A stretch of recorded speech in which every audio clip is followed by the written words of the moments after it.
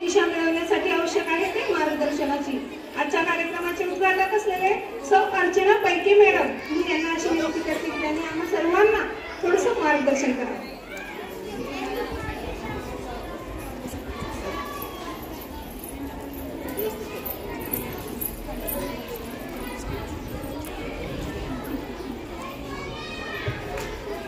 धन्यवाद।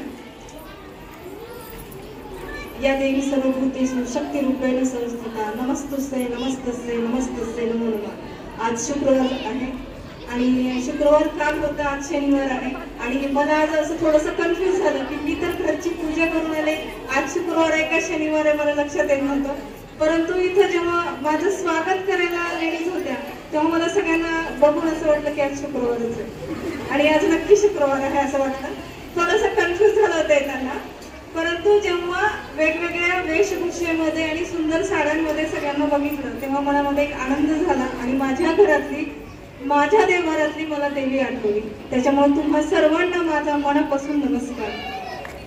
आज तुम्ही इथे सगळ्याजणी इथे जमा झालेले आहेत आणि सगळेजण एवढे आनंदामध्ये आहेत कारण प्रत्येकाला इथे थोडंसं खेळायला भेटणार आहे, प्रत्येकाला इथं स्वतःचं काहीतरी सिद्ध करायला भेटणार आहे, थोडंसं बालपण पण भेटणार आहे आणि थोडंसं कार्य पण भेटणार आहे आणि थोडंसं कौतुक पण भेटणार आहे। स्त्री ही सगळ्यात महत्वाचं, ती कौतुकासाठी खूप आसुसलेली असते, तिला एक शब्द सुद्धा पुरा असतो की जो तिला खूप काही आनंद देऊन जातो आणि आनंद हा फक्त शब्दातूनच नव्हे तर प्रतिमधून सुद्धा असतो। आणि मला वाटतं की इतक्या सुंदर शाळेने अक्षरनंदन शाळेची माहिती आज मॅडमने अतिशय सुंदर शब्दामध्ये सांगितली। मॅडम आपली शाळा अक्षरनंदन या नावातच बोलली गेलेली आहे आणि यामध्येच आम्हाला कळालं की ही शाळा म्हणजे एक नंदनवनच आहे जिथे मुलं फुलतात, उमलतात, भरतात आणि विकसित होतात आणि हा अतिशय महत्त्वाचा पॉईंट आहे। ज्या पद्धतीने तुम्ही सांगितलात की माझ्या शाळेतल्या मुली IAS होतील त्याच्यासाठी आमचा प्रयत्न आहे। मॅडम निर्विवादपणे तुमच्या शाळेतलीच मुलगी एक नक्की IPS ऑफिसर होईल, एखादी मुलगी नक्कीच कलेक्टर होईल, एखादी मुलगी नक्कीच आपल्या जिल्ह्याला एक DYSP म्हणून सुद्धा येईल। लक्षात घ्या, आपला जिल्हा होणार म्हणून म्हटलंय मी, DYSP म्हणून येईल आणि पुढे तिचं कर्तृत्व तुमच्या शाळेमध्ये नक्की बघण्यास तुम्हाला भेटेल कारण इतक्या ओढीनं जेव्हा शिक्षक शिकवतात तेव्हा ते मुलांमध्ये नक्की समाविष्ट होतात। आपला हाच स्टेज तर सगळ्यांना मी मानवंदना करते। जानेवारी महिन्यामध्ये प्रत्येक जण मकर संक्रांतीसाठी खूप वाट बघतो, परंतु मला थोडंसं मकर संक्रांतीच्या सोबतच मला काही गोष्टींची खूप ओढ वाटते। ते म्हणजे आज इथे सावित्रीबाईंना आपण आज इथे मानवंदना केली, त्यांच्यापासून या कामाला सुरुवात केली, त्यांच्यामुळे मी आज या स्टेजवर उभी आहे, त्यांच्यामुळे आपण सगळेजण शिकलेले आहोत, त्यांच्या स्वतःच्या सर्व शिक्षण पद्धतीमुळे आज प्रत्येक स्त्री ही सुशिक्षित म्हणून नावाजली जाते। त्या सावित्रीबाईंचा 3 जानेवारी हा जन्मदिवस असतो जो सगळीकडे साजरा होतो। त्यानंतर येतात आपल्या जिजामाता, त्या 12 जानेवारी त्यांचा जन्मदिवस आहे। असा जानेवारी महिना म्हणजे आपल्या कर्तृत्वाचा एक आलेख चढत जातो जो मकर संक्रांतीपर्यंत येतो। म्हणजे आपल्याला ज्या 3 स्त्रिया अतिशय प्रिय आहेत त्या 3 स्त्रियांपैकी सावित्रीबाई ज्यांनी समाजाला शिक्षण दिलं, जिजामाता ज्यांनी आपल्याला एक शिवरायांसारखे पुत्र दिले, एक आई असण्याची एक दृष्टी दिली आणि आपल्या संकल्पना स्वतःच्या मुलामध्ये ओढल्या, आणि अहिल्याबाई होळकर ज्यांची मे महिन्यामध्ये ज्यांची जन्मतिथी असते। सध्या अहिल्याबाई होळकरांवर काम सुरू आहे, सगळीकडे त्यांची अभिवचने सुरू आहेत, वाचन सप्ताह सुरू आहे, वाचन पंधरवडा सुरू आहे। महाराष्ट्र शासनातर्फे सर्व महाविद्यालयामध्ये आणि शाळांमध्ये हा संकल्प सध्या राबवला जात आहे। या गोष्टी कशासाठी तर स्त्रियांना काहीतरी त्यांच्याकडून भेटावं आणि स्त्रिया त्यांच्याकडून प्रेरित व्हाव्या, या सर्व गोष्टींसाठी म्हणून आज इथे तुम्हाला सुद्धा मकर संक्रांतीसाठी बोलवलेलं आहे। इथे एक सण आहे आणि तो सण या शाळेद्वारे या शाळेच्या पद्धतीने इथे साजरा होणार आहे। लक्षात घ्या, प्रत्येक शाळा ही गोष्ट नाही करू शकत कारण विद्यार्थ्यांसाठीच खूप काही करणं आजकाल अशक्य झालेलं आहे कारण मुलांची संख्या तेवढी होतीये, विद्यार्थ्यांची संख्या तेवढी होतीये आणि त्या सगळ्यांसाठी वेगवेगळे उपक्रम येत असताना शासनातर्फे नसलेला उपक्रम हा सर्वप्रथम आपल्याकडे राबवला जावा। यासाठी जर ही शाळा प्रयत्न करत असेल तर नक्कीच त्याच्यामध्ये खूप साऱ्या संख्येने सगळ्यांचा सहभाग असावा। मला आज भरपूर इथे स्त्रिया आलेल्या आहेत, मुली आलेल्या आहेत, मला त्यांना बरंच काही सांगावं वाटतं, परंतु वेळेचा अभाव असतो आणि तुम्हाला सगळ्यांना आपल्या कामासाठी खूप उत्सुकता असते. म्हणजे ज्या खेळासाठी तुम्ही आलेला आहात, ज्या कामासाठी तुम्ही इथं आलेला आहात आणि थोडा वेळ जो घरातून आपल्या कामातून काढून आलेला आहात त्याच्यासाठी. पण मी तुम्हाला राजमाता जिजाऊंबद्दल एक गोष्ट सांगते. सर्वप्रथम मी सगळ्या स्त्रियांना एक नम्र विनंती करते की घरामध्ये तुमच्या वाचनाची सुरुवात करा. हातामधला मोबाईल काढून टाका. जितका हातात मोबाईल राहील तेवढेच तुमच्या मुलांच्या हातामध्ये सुद्धा मोबाईल राहील. मी अशा काही स्त्रिया बघितल्या की ज्या एका हाताने झाडू काढतात आणि दुसऱ्या हातात मोबाईल असतो त्यांचा. अशा काही स्त्रिया बघितल्या की ज्या सकाळ त्यांची सुरुवात होते शेजारी काढलेला मोबाईल अगोदर इंस्टाग्राम ओपन करतात. रात्री झोपताना मुलाला पतीला बोलण्याच्या ऐवजी इंस्टाग्रामवरची रील बघूनच झोपतात. हे आपले संस्कार नाहीये. त्याच्या एवढे वाईट संस्कार तुमच्या मुलांवर कोणीच करू शकत नाही. राजमाता जिजाऊंना आठवा, त्यांनी असले संस्कार केले नाही. त्यांच्याकडे काय नव्हतं. त्या एक राणी होत्या, त्या एक सरदारचा पत्नी होता, त्यांच्याकडे गड किल्ले होते. त्या वेगवेगळ्या आयशारामामध्ये जगू शकल्या असत्या, परंतु त्यांनी तसं नाही केलं. आपल्या मुलाला त्यांनी घडवण्यासाठी त्यांच्या पोटात असल्यापासून शुभा त्यांनी संस्कार केले. आणि आपण काय करतोय? आपण मोबाईलच्या रील्स बघतोय, लोकांमध्ये काय व्हायला ते बघतोय, हसतो रडतो. काय व्हायला लागले त्याच्याने? किती पानसटपणा, किती भलगरपणा, किती वाईटपणा पेरतोय आपण आपल्यामध्येच पहिल्या सुरू. आणि आपल्यामध्ये जे पेरलं जातं ते आपल्या मुलांमध्ये नक्कीच उतरतं. लक्षात घ्या हा पॉइंट. आपण आपल्यापासून सुरुवात करा. दुसऱ्यांना सांगणं सगळ्यांना सोपं आहे. स्वतःला सुरुवात करा. मला पहिले वाटायचं की सगळेजण एवढे टीव्ही का बघतात, टीव्हीचे सिरियल्स बायकांना वेगवेगळ्या गोष्टीकडे घेऊन जातात असं मला वाटायचं. कारण वाईट सगळ्यात जास्त वाईट हे स्त्रियांमध्ये दाखवलं जायचं प्रत्येक टीव्हीच्या सिरियल्स मध्ये. म्हणून मी माझ्याकडे 9 वर्षापासून टीव्ही नाही. मी 9 वर्षापासून टीव्ही पाहिला नाही. माझ्या घरामध्ये माझी सासूबाई आहेत, सासरे आता एक्सपायर झाले, 2 मुलं आहेत. परंतु आमच्या घरामध्ये 9 वर्ष झालं टीव्ही नाही, परंतु प्रत्येक रूम मध्ये पुस्तक आहे. महिन्याची 1000 मी फक्त पुस्तकांसाठी खर्च करते. तुम्ही मोबाईलचा रिचार्ज करता, काहीतरी अजून घेण्यासाठी करता किंवा दुसऱ्या कुठल्या गोष्टीसाठी करता, परंतु माझे महिन्याचे 1000 फक्त पुस्तकांसाठी असतात. तुमच्या घरामध्ये जर पुस्तक असलं तर ते नक्कीच वाचलं जातं. तुमच्या घरामध्ये जर वर्तमानपत्र येत असेल तर नक्की आवर्जून वाचा. लक्षात घ्या, मोबाईलवर जे इंस्टाग्रामवर येतं, फेसबुकवर येतं किंवा व्हॉट्सअपवर येतं, हे सगळं खरंच असतं असं नाहीये, बिलकुल नाहीये. परंतु जेव्हा एखादं वर्तमानपत्र असतं किंवा पुस्तक असतं तेव्हा तो लिहिणारा माणूस, तो लिहिल्याच्या नंतर ती बातमी असू द्या, तो लेख असू द्या किंवा ते पुस्तक असू द्या, 3 लोक पडताळणी करतात आणि त्याच्यानंतर ते छापलं जातं. त्याच्यामुळे पुस्तक, वर्तमानपत्र हे सत्य असतात.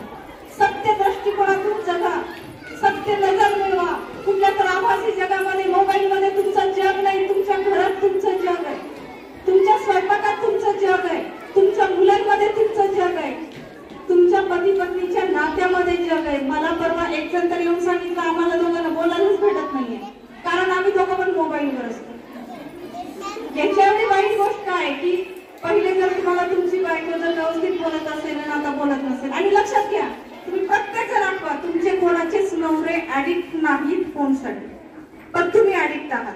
तुम्हाला साडीचा कलर बघायचा आहे, दागिन्याचा कलर बघायचा आहे, आणखीन काहीतरी बघायचं. तुमच्या माहितीसाठी सांगते, मी कॉस्मेटिकचं शॉप चालवते. माझं वुमन्स पॅराडाईज नावाचं शॉप आहे जे द्वारकादासच्या समोर आहे. गेली 10 वर्ष झालं मी शॉप चालवते. त्याच्यामध्ये कॉस्मेटिक आहेत, पर्स आहेत, ज्वेलरी आहेत, कपडे आहेत, फक्त साडी नाही. प्राजक्ता माळी कोण आहे हे मला पहिल्या सुरू कळालं. मला लोक, मला माझ्या फ्रेंड्स म्हणजे, अरे तू तिचे दागिने बघितले नाहीस का, किती सुंदर दागिने घालते ते. जेव्हा तिच्या बाबतीत काहीतरी वाईट घडलं तेव्हा मला कळालं. तेव्हा मी काय म्हटलं माहितीये का, मी तुझ्या अंगावरचे दागिने कशाला बघू. मी जेव्हा खरेदीला जाते तेव्हा समोर जे माझ्याकडे येतात, जे समोर पीस ठेवले जातात, त्याच्यामधलं काय चांगलं आहे तेच मी वेचते आणि तेच मी विकायला ठेवते. कोणाचं बघून मी आणून विकायला ठेवत नाही. हे माझं उत्तर होतं. लक्षात घ्या, दुसऱ्याकडे बघण्यापेक्षा स्वतःची नजर चांगली करा. त्याच्याद्वारेच तुम्ही जे आहात ते जगा, नाहीतर एक आभासी जग जगा. आणि मी बघते आजकाल मुलींना आणि आईला खूप राग येतो, त्यात मुलींना खूप राग येतो. अशा खूपशा आई सांगतात की माझ्या मुलीला खूप राग आहे. मुलांना राग येत नाही बरं, लक्षात घ्या, पण मुलीला खूप राग येतो कारण तिला काम करायला आवडत नाही. आणि आई नाही वाटतं की नाही मुलीनं काम केलं नाही पाहिजे. का नाही काम केलं पाहिजे? प्रत्येकानं काम केलं पाहिजे. आणि त्याच्यामुळं मुली एकदम जाड होत आहेत. काम नसल्यामुळं खूप जाड होत आहेत. रागात त्या रुसरुसू बसत आहेत. मला जिजामातांची एक गोष्ट सांगायची तुम्हाला. राग कसा असावा आपला, तर मी जिजामातांसारखा राग असावा. तुम्ही लक्षात घ्या, जिजाऊ प्रेग्नंट होत्या आणि त्यावेळेस लखोजी जाधव जे त्यांचे वडील होते, सरदार होते, निजामाच्या दरबारामध्ये गेले आणि त्यांनी लवून मुजरा केल्या. जेव्हा ते लवून मुजरा केल्या तेव्हा सुद्धा त्यांना खूप मनातून वाईट वाटत होतं की ते निजामासमोर झुकत आहे. आणि निजाम त्यावेळेस दरबारामध्ये बसला होता. आणि जेव्हा आपण एक सरदार असतो आणि निजामाच्या दरबारामध्ये जेव्हा जायचं असतं तेव्हा तुम्हाला हत्यार घ्यायची परमिशन नसते. म्हणजे तुमच्याकडे तलवार वगैरे काहीच नसतं, बाहेर काढून ठेवलं जातं. या दरबारामध्ये जेव्हा लखोजी जाधव गेले आणि त्यांनी लवून मुजरा केला त्यावेळेस निजामाने त्यांना संपूर्णपणे दुर्लक्ष केलं, त्यांच्याकडे पाहिलं सुद्धा नाही आणि निजाम उठून निघून गेला. किती वाईट वाटलं.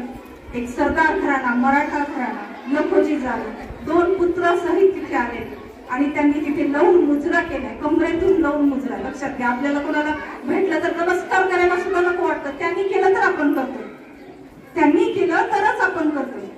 तिथं त्यांनी तो लवून मुजरा केला, परंतु निजामाने त्यांचा अपमान केला आणि निजाम दरबारातून निघून गेला. त्यावेळेस मग काय झालं, अचानक तलवारी उपसला गेल्या आणि जागेवरच लखोजी जाधव आणि त्यांच्या 2 पुत्रांना ठार मारण्यात आलं. ही बातमी जिजाऊंना कळाली.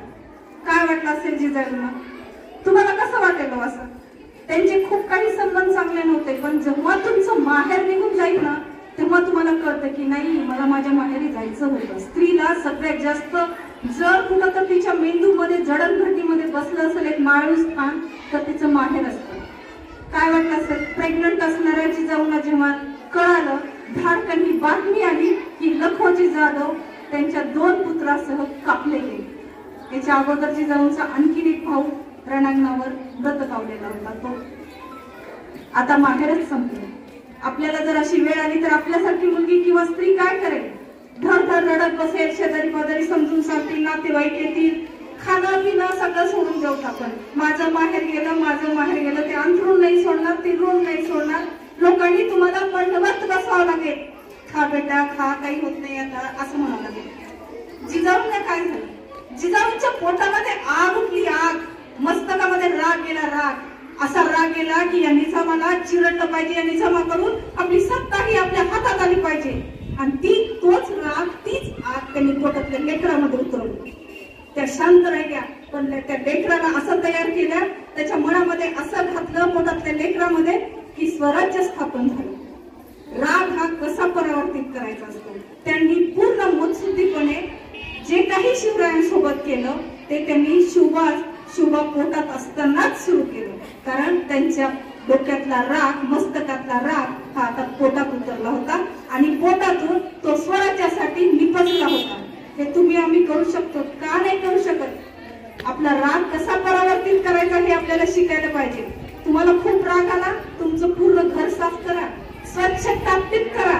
तुम्हाला खूप राग आला, तुम्ही आनंदी वातावरणात जा, छान छान झाडं बघा, छान छान फुलं बघा, शेतामध्ये जाऊन एक चक्कर मारून या, 2-4 मैत्रिणींना स्वतःच्या हाताने खाऊ घालण्यासाठी बोलवा. पण राग हा कसा परावर्तित करायचा तो जिजाऊ करून नक्की शिका. मला वाटतं की जिजाऊंनी आपल्याला जे दिलंय ते काही खोटं नाही, ते सत्य आहे. आणि हे सत्य जगण्याकडे तुम्ही बघा, ह्या गोष्टी कुठून कळतात, हे सत्य कुठून कळतं? तर याच्यासाठी तुम्हाला वाचन करावं लागेल, तुम्हाला माहिती घ्यावं लागेल. महापुरुष किंवा महास्त्रिया ह्या फक्त त्यांचे फोटो घ्यायचे, त्यांना पूजन करायचं याच्यासाठी नाहीये, ते आपल्या स्वतःमध्ये उतरवण्यासाठीच आहे. आणि ते जेव्हा आपल्या स्वतःमध्ये उतरवतील तेव्हाच आपण एक परिपूर्ण स्त्री होऊ. दुसऱ्याकडे बघण्यापेक्षा स्वतःकडे बघितलेलं जास्त चांगलं. मला वाटतं की मकर संक्रांतीचा जो सण आहे तो सगळ्यांना माहित आहे की मकर राशीतून सूर्य जेव्हा धनु राशीमध्ये जातो तेव्हा मकर संक्रांती येते, उत्तरायणामध्ये येते मकर संक्रांती. आणि याला आपण चांगल्या दृष्टिकोनातून बघतो, कारण आपल्या सगळ्यांना आनंदी वातावरण पाहिजे असतं आणि आनंदी वातावरण हे नवीन वर्षापासून आपल्याला मिळायला लागतं आणि आपण तिळगुळ वाटायला लागतो. पहिले या कार्यक्रमाला मकर ज्या फक्त तिळगुळ वाटणं म्हणत होते आणि पुढे चालून त्याला हळदी कुंकू म्हटलं गेलं.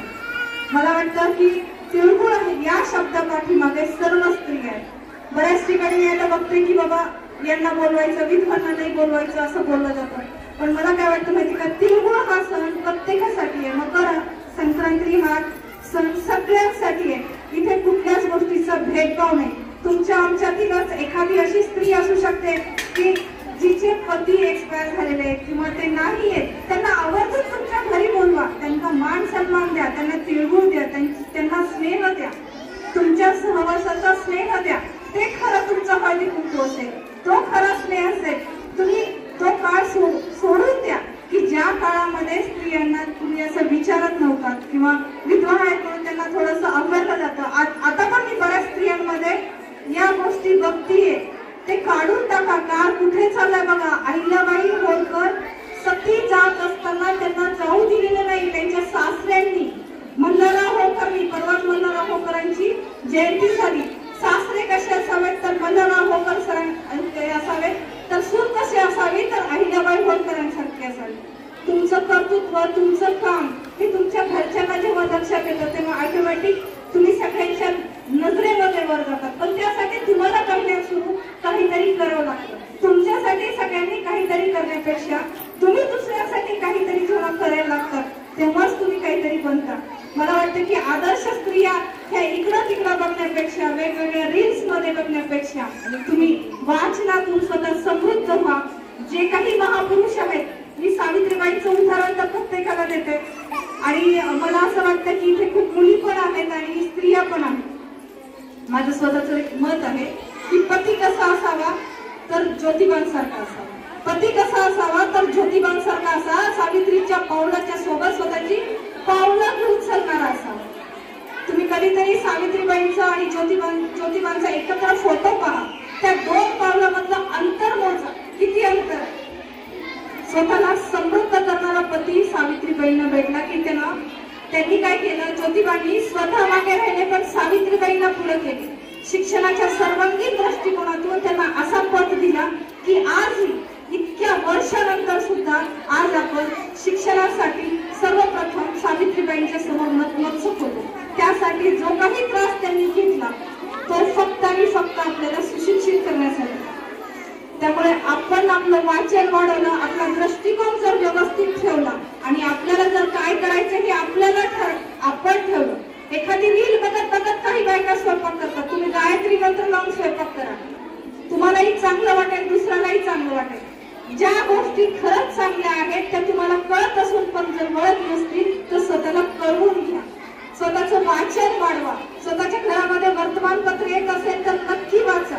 फक्त तुमचे पती वाचतायत म्हणून तुम्ही ते सोडून देऊ नका. मला काय करायचंय, मला रीलवरची एक साडी बघायची किंवा एखादा सेट बघायचा किंवा मैत्रिणीनं काय मागवलं मिशोवरून ते मला पण मागवायचे, हा विचार करू नका. हा तुम्हाला समृद्ध करत नाही.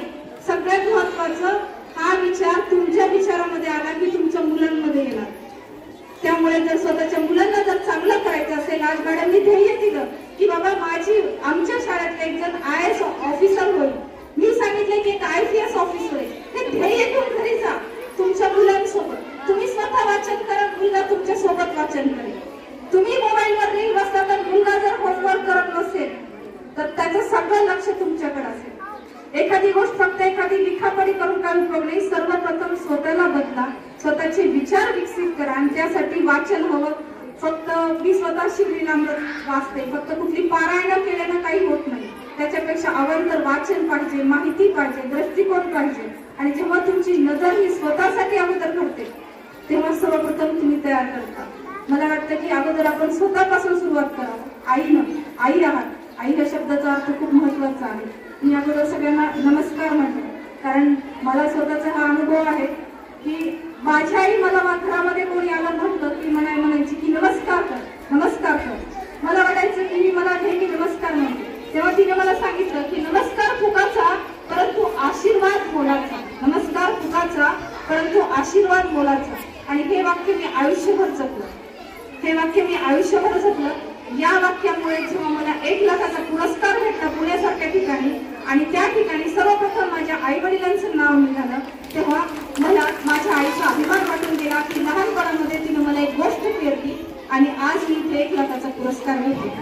तर तेच तुम्ही सर्वजण तुमच्या मुलांमुलींमध्ये पेरा आणि जे काही इथे शिक्षक वृंद आहेत ते स्वतःच्या शिक्षणाने तुमच्या सर्व मुलांना ते शिक्षण देण्यासाठीच इथे आलेले आहेत. त्याच्यामुळे त्यांच्यावर हे संस्कार करा की त्यांनी तुमच्या समोर जसे नतमस्तक असतील तसेच तुमच्या गुरुरत्नासमोर सुद्धा ते नतमस्तक